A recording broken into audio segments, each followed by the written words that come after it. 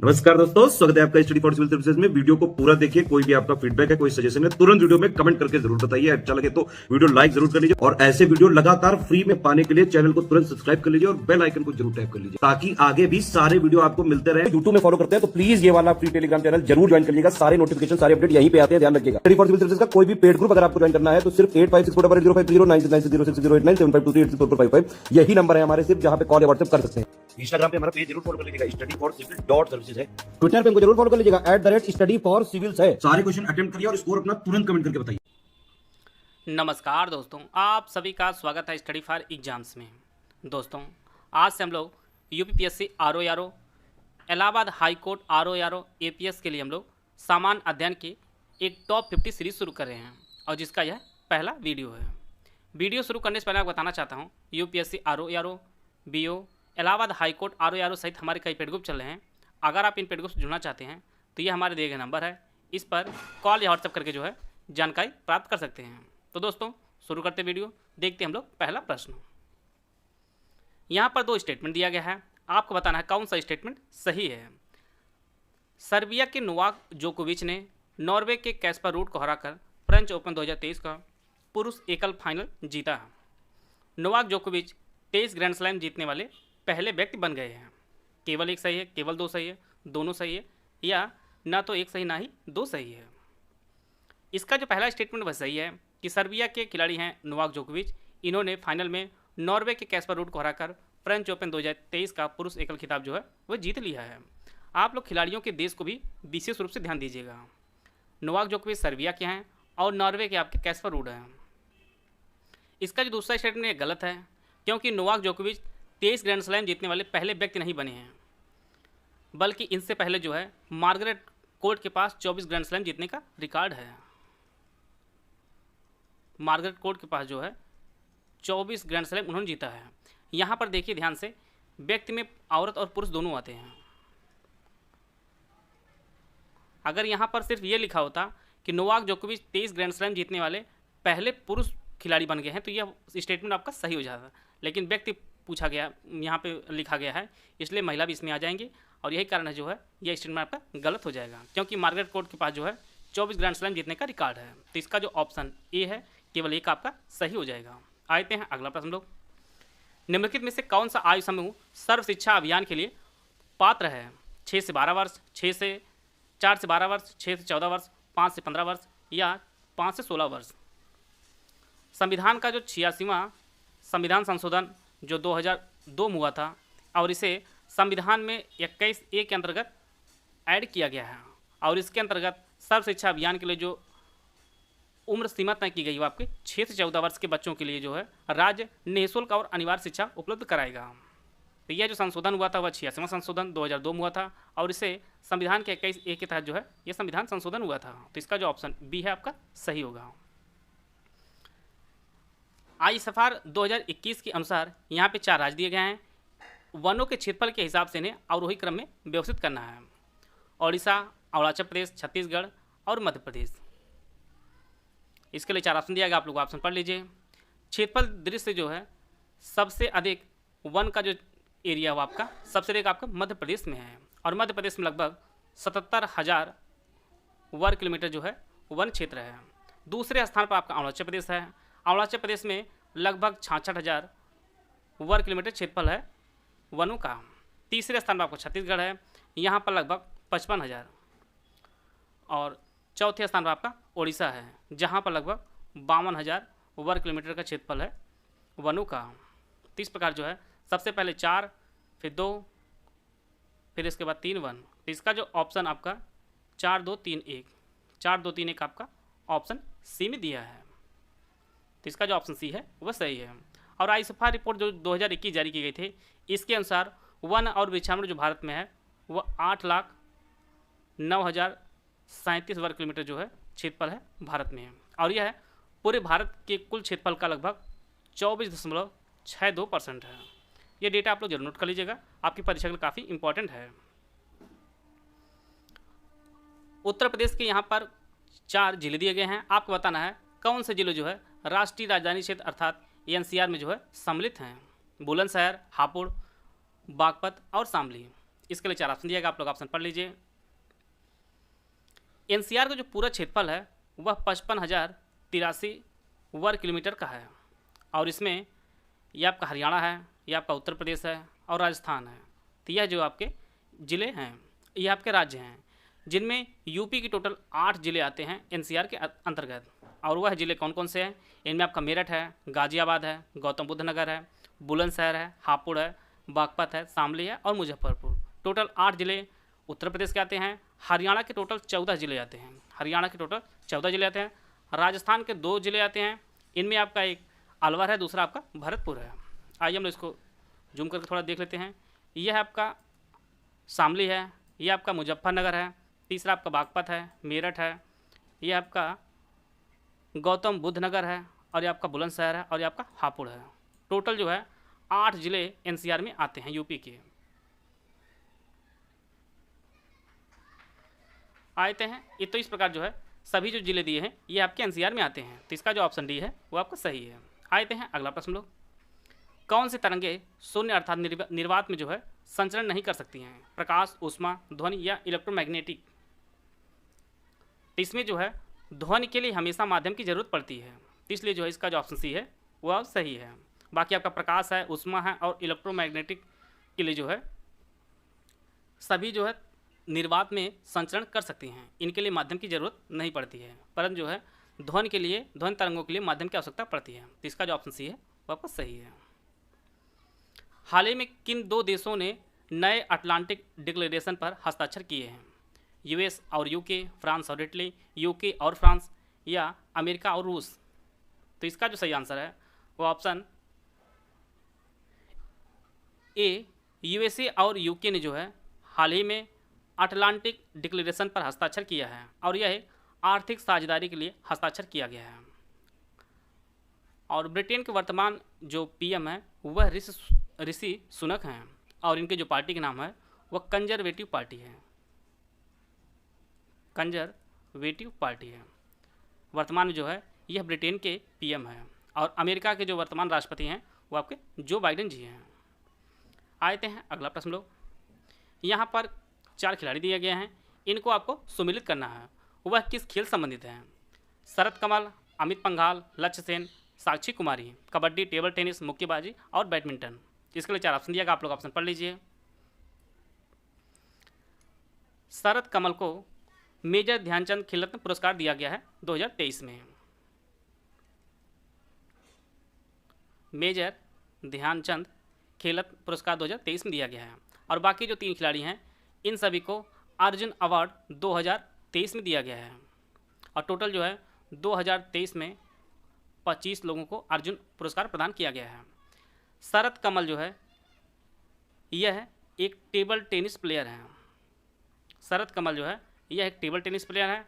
अमित पंघाल एक मुक्केबाज हैं, लक्ष्य सेन एक बैडमिंटन प्लेयर हैं, और जो आपके साक्षी कुमारी हैं यह एक कबड्डी के प्लेयर हैं। तो इस प्रकार जो है इसका जो ऑप्शन डी है वो आपका सही है।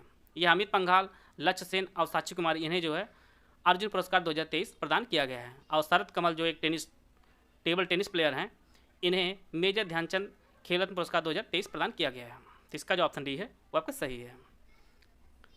इंदिरा गांधी राष्ट्रीय मानव संग्रहालय कहाँ स्थित है? दिल्ली, भोपाल, लखनऊ या कलकत्ता? तो इसका जो सही आंसर है वो ऑप्शन बी, भोपाल में स्थित है इंदिरा गांधी राष्ट्रीय मानव संग्रहालय। इसका जो ऑप्शन बी है वो आपका सही है। यहाँ पर आपको बताना है कौन सही सुमिलित नहीं है। Rourkela Germany, Durgapur Britain, Bokaro Soviet संघ, भिलाई अमेरिका। यहाँ पर स्टील प्लांट है, किस देश के सहयोग से बना है उसके संदर्भ में यह प्रश्न बनाया गया है। इसका जो सही आंसर है वो option D, Bhilai steel plant जो है यह अमेरिका के सहयोग से नहीं बना है बल्कि सोवियत संघ के सहयोग से बना है, और भिलाई आपके छत्तीसगढ़ में है। राउरकेला यह उड़ीसा में है और ये जर्मनी के सहयोग से बना है। दुर्गापुर यह पश्चिम बंगाल में है, ब्रिटेन के सहयोग से बना है। बोकारो यह झारखंड में है, सोवियत संघ के सहयोग से बना है। और भिलाई आपका सोवियत संघ के सहयोग से बना है। तो इस प्रकार जो है इसका जो ऑप्शन डी है वो आपका सही होगा। भारत का पहला अंतर्राष्ट्रीय क्रूज पोत MV एम्प्रेस अपनी पहली यात्रा कर रहा है, कहाँ से कहाँ तक? चेन्नई से श्रीलंका, विशाखापट्टनम से नेपाल, कोलकाता से बांग्लादेश या इनमें से कोई नहीं। भारत का पहला अंतर्राष्ट्रीय क्रूज पोत MV एम्प्रेस जो है यह चेन्नई से श्रीलंका की पहली यात्रा पर गया है। तो इसका जो ऑप्शन ए है वह सही है और इसे जो है हरी झंडी सर्बानंद सोनोवाल ने दिखाई है और इसे बनाने की कुल लागत जो आई है आपकी वह 17.2 करोड़ रुपये जो है इसकी कुल लागत आई है MV एम्प्रेस को बनाने में। इसका जो ऑप्शन ए है वो आपका सही है। आते हैं अगला प्रश्न लोग, किस देश के डेनिस फ्रांसिस को संयुक्त राष्ट्र महासभा के 78वें सत्र के अध्यक्ष के रूप में चुना गया है? यह किस देश के हैं? न्यूजीलैंड, दक्षिण अफ्रीका, त्रिनिदाद और टोबैगो या अमेरिका की? तो डेनिस फ्रांसिस यह त्रिनिदाद और टोबैगो के हैं जिन्हें हाल ही में संयुक्त राष्ट्र महासभा के 78वें सत्र के अध्यक्ष के रूप में चुना गया है। तो इसका जो ऑप्शन सी है वो आपका सही है। आते हैं अगला प्रश्न लो, यहाँ पर 4 शब्द दिया गया है, आपको बताना है कौन शब्द जो है भारतीय संविधान के उद्देश्य का भी नहीं है। समाजवादी, पंथ निरपेक्ष, प्रभुता संपन्न और लोक कल्याण। तो इसका जो सही आंसर है वो ऑप्शन डी लोक कल्याण जो शब्द है ये हमारे संविधान के उद्देश्य का भी नहीं है। तो इसका जो ऑप्शन डी है वह सही है। बाकी आपका समाजवादी, पंथ निरपेक्ष और प्रभुता संपन्न जो शब्द है ये सभी हमारे संविधान के उद्देश्य का में है। हमारा जो संविधान है इसे 26 नवंबर 1949 को अंगीकार किया गया था। 26 नवंबर 1949 को अंगीकार किया गया था और इसीलिए जो है इसी दिन संविधान दिवस मनाया जाता है और बाद में जो है 26 जनवरी 1950 को जो है इसे लागू किया गया है। इसका जो ऑप्शन डी है वो आपका सही है। राज्य की विधानसभा के सत्रावसान के आदेश किसके द्वारा दिया जाता है? राज्यपाल, विधानसभा अध्यक्ष, मुख्यमंत्री या विधि मंत्री? तो राज्य की विधानसभा के सत्रावसान का जो आदेश है ये आपके राज्यपाल देते हैं। इसका जो ऑप्शन ए है वह सही है और इसका जो प्रावधान है वो आर्टिकल 174 में इसका प्रावधान किया गया है। राज्यपाल की जो नियुक्ति है ये राष्ट्रपति करते हैं और इसके लिए जो न्यूनतम उम्र होनी चाहिए वो आपकी 35 वर्ष होनी चाहिए। साधारणतः जो है राज्यपाल का जो कार्यकाल होता है वह 5 साल का होता है, परंतु जो है राष्ट्रपति के प्रसाद पर्यंत तक यह जो है इनका कार्यकाल रहता है और इन्हें जो है शपथ दिलाते हैं वह हाईकोर्ट के चीफ जस्टिस जो है इन्हें शपथ दिलाते हैं राज्यपाल को। इसका जो ऑप्शन ए है वह सही है। उत्तर प्रदेश परिवार कल्याण कार्ड में जो है कुल कितने अंक होते हैं? 10, 12, 14 या 15? उत्तर प्रदेश परिवार कल्याण कार्ड में जो है कुल 12 अंक होते हैं। इसका जो ऑप्शन बी है वह सही है और राज्य में रहने वाले परिवार के जो है अलग अलग कार्ड होते हैं। तो इसका जो ऑप्शन बी है वो आपका सही है।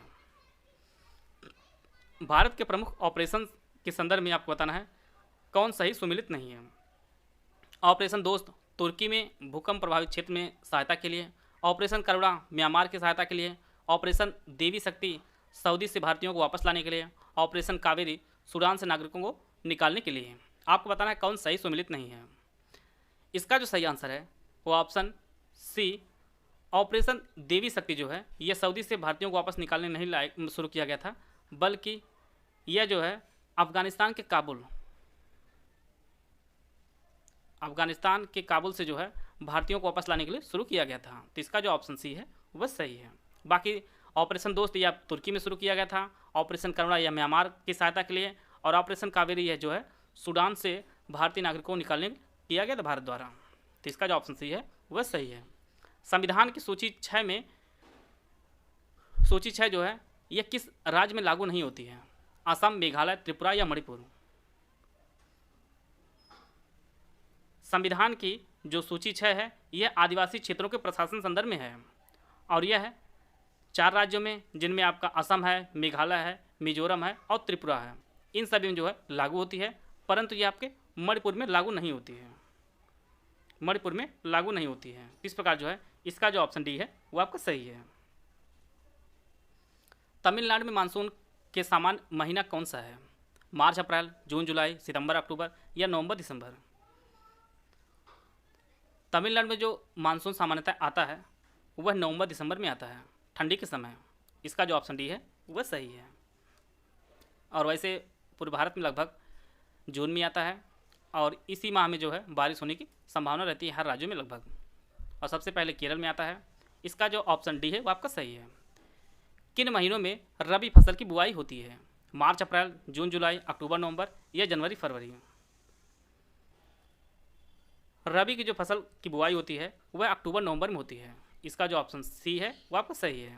हल्के हल्के जो ठंड शुरू होती है उस समय जो है रबी की बुआई होती है। और इनमें आपका गेहूँ हुआ, रबी की फसलों में गेहूँ, जौ, आलू, चना, मटर, सरसों, ये सभी जो है रबी की फसलें हैं और इन्हें जो है अक्टूबर नवंबर में बोई जाती है और मार्च अप्रैल में इसे जो है काट लिया जाता है। इसका जो ऑप्शन सी है वह सही है। फतह नामक अपनी पहली स्वदेशी हाइपरसोनिक मिसाइल का अनावरण किस देश ने किया है? पाकिस्तान, ईरान, तुर्की या संयुक्त अरब अमीरात? फतह नामक अपनी पहली स्वदेशी हाइपरसोनिक मिसाइल का जो अनावरण है यह ईरान ने किया है। यह जो मिसाइल आपकी ईरान की है। इसका जो ऑप्शन बी है वह सही है। भारत में दूसरी सबसे ज़्यादा बोली जाने वाली भाषा कौन सी है? बंगाली, तेलुगु, तमिल या मराठी? तो भारत में सबसे ज़्यादा जो बोली वाली भाषा है वह आपका हिंदी है। दूसरा इसमें पूछ रहा है इसलिए दूसरी आपकी बंगाली है। तो इसका जो ऑप्शन ए है वह आपका सही है। मंत्रिपरिषद का सदस्य बिना राज्य विधानसभा का सदस्य बने कितने समय तक अपने पद पर रह सकता है? 1 वर्ष, 6 माह, 3 वर्ष या 3 माह? मंत्रिपरिषद का सदस्य बिना राज्य विधानसभा का सदस्य बने यह आपका 6 माह तक जो है अपने पद पर बना रह सकता है। तो इसका जो ऑप्शन बी है वह सही है। 6 मंथ पश्चात जो है वह पदोन्नत हो सकता है और इससे पहले जो है अगर पद पर रहना चाहता है तो उसे निर्वाचित होकर अपनी सीट जो है सुरक्षित करनी होगी। इसका जो अधिकतम समय होता है आपका 6 मंथ होता है। मनुष्य में कौन से गुणसूत्र के मिलने से बालक का जन्म होता है? यहाँ पे 4 ऑप्शन दिया गया, आप लोग ऑप्शन पढ़ लीजिए। जैसा कि हम लोग जानते हैं कि मनुष्य में 23 जुड़े या 46 गुणसूत्र होते हैं और जिनमें पुरुष के पास यक्स वाई गुणसूत्र होते हैं और महिलाओं के पास यक्स एक्स गुणसूत्र होते हैं। अगर पुरुष का यक्स और महिला का यक्स होता है तो आपका लड़की का जन्म होता है और पुरुष का वाई और महिला का यक्स अगर गुणसूत्र जाता है तो ये आपके लड़के का जन्म होता है। तो यहाँ पर जो है इसका जो सही आंसर हो जाएगा वो ऑप्शन सी, पुरुष का वाई और स्त्री का यक्स गुणसूत्र के मिलने से जो है यह लड़के का जन्म होता है। तो इसका जो ऑप्शन सी है वह सही है। आते हैं अगला प्रश्न लोग। यहाँ पर 4 किताबें दी गई हैं और 4 लेखक दिए गए हैं। उनमें आपको पहचानना है कौन सही सुमेलित नहीं है। The India story Bimal Jalan, Ambedkar a life Shashi Tharoor, the third pillar Raghuram Rajan और a suitable boy Ruskin Bond. तो इसका जो सही आंसर है वो option D, a suitable boy जो है ये रस्किन बॉन्ड ने नहीं लिखी है बल्कि यह विक्रम सेठ ने लिखी है। विक्रम सेठ ने जो है ए सुटेबल बॉय लिखी है, बाकी सभी सुमेलित है। The India story Bimal Jalan लिखी है, अम्बेडकर ए लाइफ ये शशि थरूर ने लिखी है, द थर्ड पिलर ये जो पुस्तक है ये आरबीआई पूर्व गवर्नर रघुराम राजन ने लिखी है और इसका जो ऑप्शन डी है वो आपका सही है। ए सुटेबल बॉय विक्रम सेठ ने लिखी है। यहाँ पर आपको सुमेलित करना है भारतीय सब्जी अनुसंधान संस्थान, Indian Institute of Sugarcane Research, भारतीय कालीन औद्योगिक संस्थान, भारतीय पशु चिकित्सा संस्थान अनुसंधान संस्थान, भदोही, वाराणसी, बरेली और लखनऊ। इसके लिए 4 ऑप्शन दिएगा, आप लोग ऑप्शन पढ़ लीजिए। भारतीय सब्जी अनुसंधान संस्थान ये आपके वाराणसी में है, Indian Institute of Sugarcane Research ये आपके लखनऊ में स्थित है, भारतीय कालीन औद्योगिक संस्थान ये आपके भदोही में है और भारतीय पशु चिकित्सा अनुसंधान संस्थान ये आपके बरेली में है। तो इस प्रकार जो है इसका जो ऑप्शन बी है वो आपका सही है। आते हैं अगला प्रश्न लोग। रानी की वाव किसने बनवाया था? उदयामती, भानुमति, महिष्मती या शकुंतला? रानी की वाव ये आपके गुजरात में स्थित है और इसे उदयामत ने बनवाया था। उदयामती यह जो है इसे 1063 में सोलंकी शासक भीमदेव प्रथम की पत्नी थी उदयामती, इन्होंने जो है इसे रानी की वाव को बनवाया था और जो वर्तमान में जो हमारी 100 की नोट है इस पर इसका चित्र अंकित है और इसे वर्ष 2014 में विश्व विरासत स्थल में जो है जोड़ा गया है। रानी की वाव ये आपके गुजरात में स्थित है और इसे उदयामत ने बनवाया था। आते हैं अगला प्रश्न लोग। कन्नौज के त्रिपक्षीय संघर्ष में किन सेनाओं द्वारा लड़ा गया था? त्रिपक्षीय संघर्ष जो है किन के मध्य हुआ था? इसका लिए 4 ऑप्शन दिया गया, आप लोग ऑप्शन पढ़ लीजिए। कन्नौज पर अधिकार प्राप्त करने के लिए जो है गुर्जर प्रतिहार, राष्ट्रकूट और पाल राजवंश ने जो है संघर्ष किया था। इसका जो ऑप्शन बी है वह सही है। और साथ में जो है गंगा घाटी की जो उपजाऊ क्षेत्र है उस पर अधिकार प्राप्त करने के लिए इन्होंने आक्रमण किया था। इसका जो ऑप्शन बी है वह सही है। शारदा नहर की स्थापना कब हुई थी? 1920, 1925, 1928 या 1930? शारदा नहर जो उत्तर प्रदेश की सबसे लंबी नहर है, सबसे लंबी नहर है, यह जो बनना प्रारंभ हुई थी वह 1920 से प्रारंभ हुई थी, लेकिन जो कंप्लीट होती है वह आपकी 1928 में होती है। इसका जो ऑप्शन सी है वह सही है। यूपी की सबसे लंबी नहर आपकी शारदा नहर है और यह बनकर जो तैयार होती है वो आपकी 1928 में बनकर तैयार होती है। जुलाई 1946 में सृजित की गई कांग्रेस की विशेषज्ञ समिति के सदस्यों में कौन शामिल नहीं था? BR अम्बेडकर, KM मुंशी, हुमायूं कबीर या KT शाह? संविधान सभा के लिए सामग्री तैयार करने के लिए विशेषज्ञ समिति का गठन किया गया था और इस समिति में M Asaf Ali, KM Munshi, Gopal Swami Iyengar, KT Shah, R Gadgil और K संथानन थे, परंतु जो है इसमें BR अम्बेडकर जी नहीं थे। इस प्रकार जो है इसका जो ऑप्शन ए है वो आपका सही होगा। यहाँ पर आपको पहचानना कौन सही सुमिलित नहीं है। लाइसोसोम आत्महत्या की थैली, माइटोकॉन्ड्रिया कोशिका का ऊर्जा गृह, वर्णिलवक कोशिका का रसोई घर? केवल 1, केवल 2, केवल 3 या 1 और 2? तो इसमें जो है जो सही सुमिलित नहीं है वो आपका ऑप्शन सी, केवल 3 जो है ये सही सुमिलित नहीं है। कोशिका का जो रसोई घर होता है ये हरित लव को कहा जाता है,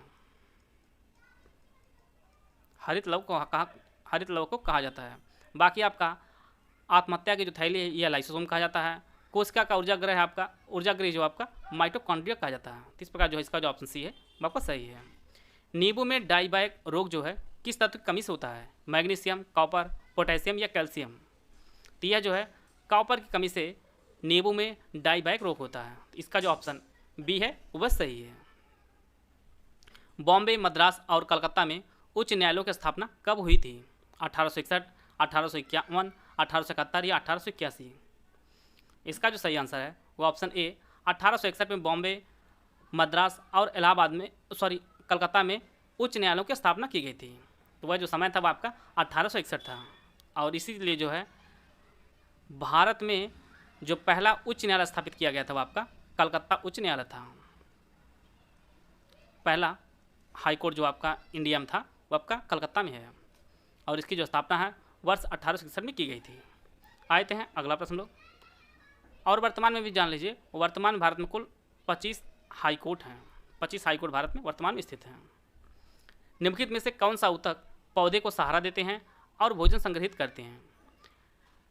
यहाँ पे 4 ऑप्शन दिया गया, आप लोग ऑप्शन पढ़ लीजिए। पौधे को सहारा और भोजन जो प्रदान करते हैं, जो संग्रहित करते हैं वो आपके पैरेंकाइमा ऊतक होते हैं। इसका जो ऑप्शन बी है वह सही है। और यह जो है पौधे के जो एपिडर्मिस होता है उसके नीचे स्थित होता है और यह जो है पौधे को सहारा देते हैं और भोजन संग्रहित करते हैं। तो इसका जो ऑप्शन बी है वो आपका सही है।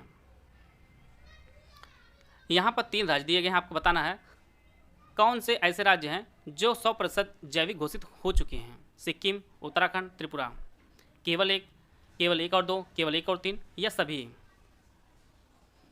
भारत का पहला 100% जैविक जो राज्य घोषित किया गया था वो आपका सिक्किम था और इसके पश्चात जो है उत्तराखंड और त्रिपुरा भी जो है 100% जैविक घोषित किए जा चुके हैं। इस प्रकार जो है इसका जो ऑप्शन डी है वह सही है। आते हैं अगला प्रश्न लोग। चीन की सीमा किन राज्य या संघ राज्य क्षेत्रों को स्पर्श करती है? यहाँ पे 4 राज्य दिया गया है, जम्मू कश्मीर, हिमाचल प्रदेश, उत्तराखंड और नागालैंड। ऑप्शन आप लोग पढ़ लीजिए। यह आपका भारत का पड़ोसी देश चीन है। चीन की जो सीमा है ये आपके लद्दाख से लगती है, हिमाचल प्रदेश से, उत्तराखंड से लगती है, सिक्किम से लगती है और अरुणाचल प्रदेश से लगती है। टोटल 5 राज्यों से जो है चीन सीमा साझा करता है। इनमें ना ही जम्मू कश्मीर है ना ही नागालैंड है, केवल 2 और 3 से जो है सीमा साझा करता है, 2 और 3। तो इसका जो ऑप्शन बी है वो आपका सही है, क्योंकि जम्मू कश्मीर आप देख लें यहाँ पर है और नागालैंड आपका यहाँ पर है। तो यह जो है सीमा साझा नहीं करते हैं, सिर्फ हिमाचल प्रदेश और उत्तराखंड जो है सीमा साझा करते हैं। तो इस प्रकार जो है इसका जो ऑप्शन बी है वो आपका सही है। आते हैं अगला प्रश्न लोग। उत्तर प्रदेश के जो पक्षी अभयारण्य उसके संदर्भ में प्रश्न बनाया गया है। कौन सा आपको बताना कौन सही सुमिलित नहीं है। बखीरा पक्षी अभयारण्य संत कबीरनगर, पटना पक्षी अभयारण्य इटावा, समन पक्षी अभयारण्य मैनपुरी, पार्वती अर्गा पक्षी अभयारण्य गोंडा।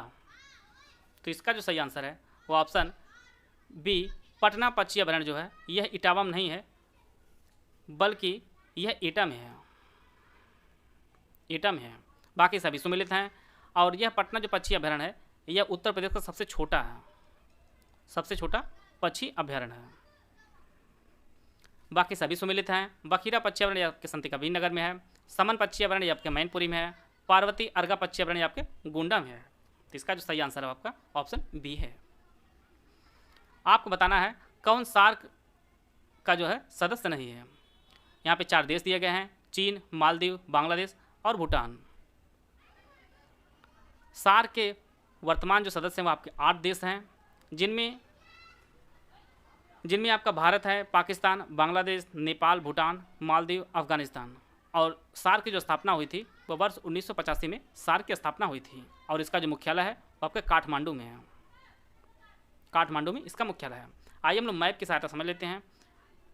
ये आपका नक्शा भारत का है, यहाँ शुरू होता है। सार्क के जो सदस्य देश हैं ये आपका मालदीव है, फिर आपका श्रीलंका है, ये अपना भारत देश है, फिर पाकिस्तान है, अफगानिस्तान है, फिर नेपाल है, भूटान है और बांग्लादेश है। टोटल जो है यह 8 सदस्य देश हैं सार्क के।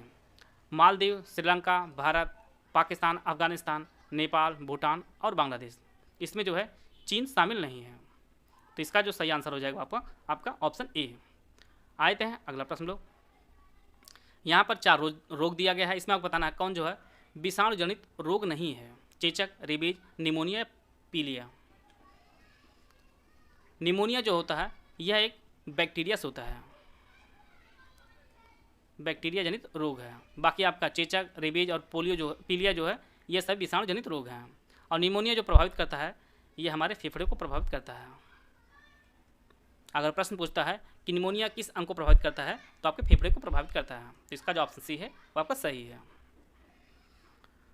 यहाँ पर 3 दर्रे दिए गए हैं, इनको आपको उत्तर से दक्षिण क्रम में जो है सजाना है। जो जिला, बारालाचा, लिपुलेख। इसके लिए 4 ऑप्शन दिया गया, आप लोग ऑप्शन पढ़ लीजिए। जो जिला जो है ये आपके लद्दाख में है, लद्दाख में है। बारालाचा ये आपके हिमाचल प्रदेश में है। लिपुलेख ये आपके उत्तराखंड में है, ये आपके उत्तराखंड में है। ये आपका लद्दाख है, फिर हिमाचल प्रदेश है, फिर आपका उत्तराखंड है। तो यहाँ पर 1, 2, 3 हो जाएगा, ऊपर से दक्षिण की ओर, उत्तर से दक्षिण की तरफ। तो इसका जो ऑप्शन ए है वो आपका सही है। आते हैं अगला प्रश्न लोग। राज्य पुनर्गठन आयोग ने 1 नवंबर 1956 को कितने राज्य तथा कितने संघ राज्य बनाए हैं। 14 राज्य 6 संघ, 17 राज्य 6 संघ, 14 राज्य 8 संघ या 17 राज्य 8 संघ है। 1 नवंबर 1956 को टोटल 14 राज्य बनाए गए थे और 6 जो है केंद्र शासित प्रदेश बनाए गए थे। तो इसका जो ऑप्शन ए है वो आपका सही है।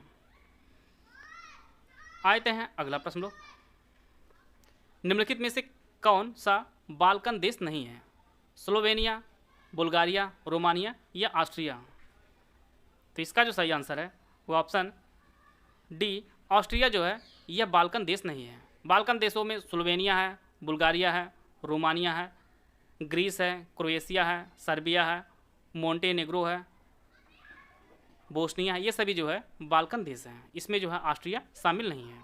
आते हैं अगला प्रश्न लोग। उत्तर प्रदेश में पूर्वांचल एक्सप्रेसवे मार्ग जो है किस जिले से नहीं होकर गुजरेगा। अयोध्या, बस्ती, आजमगढ़ या मऊ।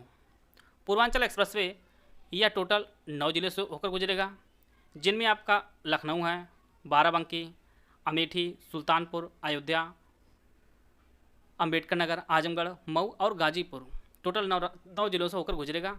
इसमें बस्ती शामिल नहीं है, इसमें जो है आपका बस्ती शामिल नहीं है। तो इसका जो ऑप्शन बी है वो सही है। और पूर्वांचल एक्सप्रेसवे जो है ये टोटल 340.8 किलोमीटर लंबा है और यह 6 लेन का रोड है। और यह जो है लखनऊ से यह गाजीपुर के मध्य बनाया गया है और टोटल आपके 9 जिलों से होकर गुजरेगा। निम्नलिखित कथनों पर विचार कीजिए। यहाँ पर आपको बताना है कौन सा स्टेटमेंट सही है।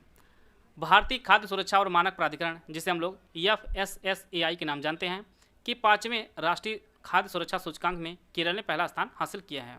विश्व खाद्य सुरक्षा दिवस 2023 की थीम खाद्य मानक जीवन बचाते हैं। आपको बताना है कौन सा स्टेटमेंट सही है। इसका जो पहला स्टेटमेंट वह सही है कि अभी हाल ही में जो है FSSAI ने जो है 5वां राष्ट्रीय खाद्य सुरक्षा सूचकांक जारी किया है। इसमें जो है सभी राज्यों में केरल जो है ये पहले स्थान पर है। और इसका दूसरा स्टेटमेंट यह भी सही है। विश्व खाद्य सुरक्षा दिवस 2023 की जो थीम रखी गई थी वह खाद्य मानक जीवन बचाते हैं, इसकी जो है थीम रखी गई थी। और यह जो है प्रत्येक वर्ष 7 जून को मनाया जाता है। 7 जून को जो है विश्व खाद्य सुरक्षा दिवस जो है मनाया जाता है 7 जून को। इस प्रकार जो है दोनों स्टेटमेंट आपका सही है। आते हैं अगला प्रश्न लोग।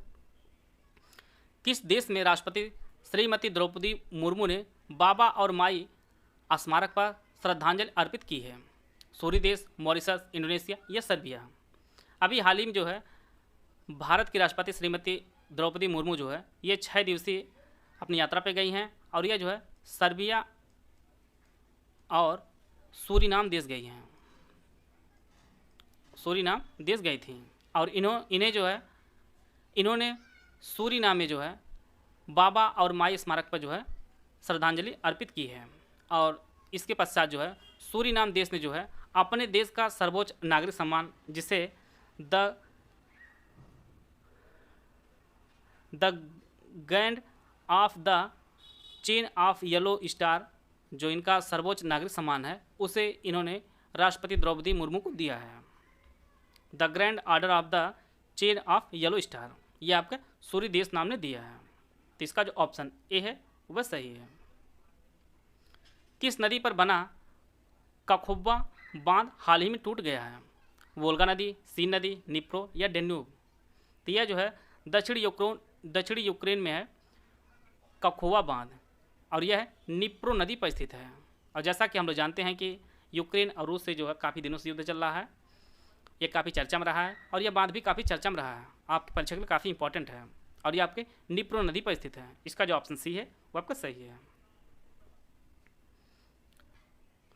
विपणन सीजन 2023-24 के लिए खरीफ फसलों के न्यूनतम समर्थन मूल्य MSP के संदर्भ में यहाँ पर 2 स्टेटमेंट दिया गया है।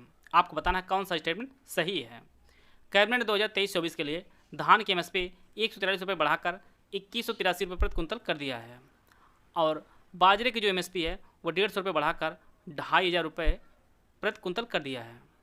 आप बताना कौन सा स्टेटमेंट सही है। केवल एक, केवल दो, दोनों, ना तो एक ना ही दो। तो इसका जो पहला स्टेटमेंट वह सही है कि 143 रुपये जो MSP बढ़ाकर कैबिनेट ने धान की वह 2183 रुपये प्रति कुंतल कर दिया है। और दूसरा जो स्टेटमेंट वह भी सही है। पहले 2350 रुपये MSP थी बाजरे की और इसमें 150 रुपये बढ़ाकर यह 2500 रुपये प्रति कुंतल कर दिया है। तो इसके जो दोनों स्टेटमेंट आपके सही हैं। इसका जो ऑप्शन सी है वह सही है। बजट 2023-24 के अनुसार आपको सही सम्मिलित करना है कि किस क्षेत्र में कितना कितना बजट आवंटित किया गया है। रक्षा, शिक्षा, स्वास्थ्य एवं परिवार कल्याण, मनरेगा, इसके लिए आपको सम्मिलित करना है। रक्षा में जो दिया गया है बजट 2023-24 में वह आपका 9,93,538 करोड़ रुपये दिया गया है 2023-24 बजट के अनुसार। शिक्षा में जो दिया गया है वह 1,12,899 करोड़ रुपये खर्च किया जाएगा।